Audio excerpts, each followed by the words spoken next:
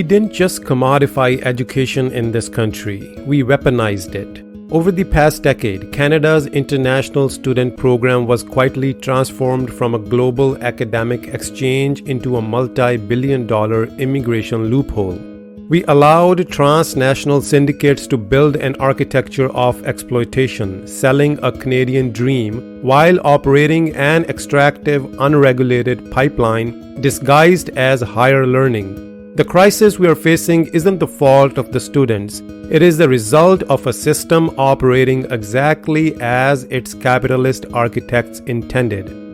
It started with deliberate deregulation. To survive government funding cuts, public colleges, especially in Ontario, entered into public-private partnerships. They licensed their curriculum to private strip mall career colleges. By 2021, a staggering 68% of Ontario's public college tuition revenue came from international students, paying up to 5 times the domestic rate.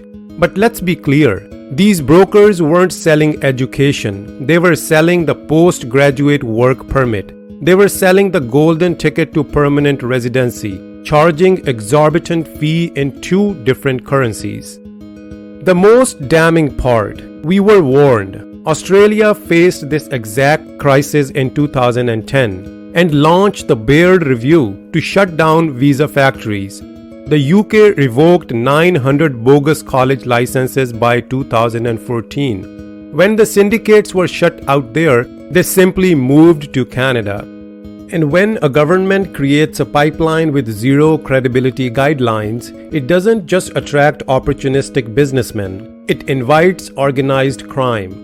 Today, transnational criminal networks like the notorious gangs operating from India are using this unchecked system to recruit desperate, isolated students as foot soldiers for extortion, while a shadow labor mafia forces them into illegal, sub-minimum wage cash jobs. Now faced with plummeting polls and failing infrastructure, the political theater begins. The immigration minister admits, we have the equivalent of puppy mills churning out diplomas. But look at their solution. They are cancelling visas and denying work permits, punishing the consumers who bought the defective product, rather than prosecuting the syndicates and politicians who built the factory. It's a classic deflection tactic, projecting toughness on immigration while entirely dodging accountability for a decade of systemic failure. The ultimate casualty is the integrity of the Canadian workforce. We are flooding the labor market with the degrees that fail to meet industry standards, depressing wages for the working class, and guaranteeing the corporate oligarchy a steady supply of cheap, desperate labor. This breeds resentment. It fuels xenophobia. It divides us.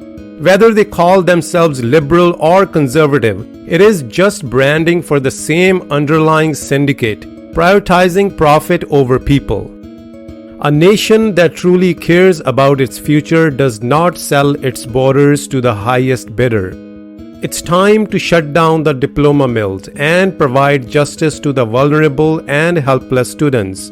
We should do the right thing, what us Canadians are known for.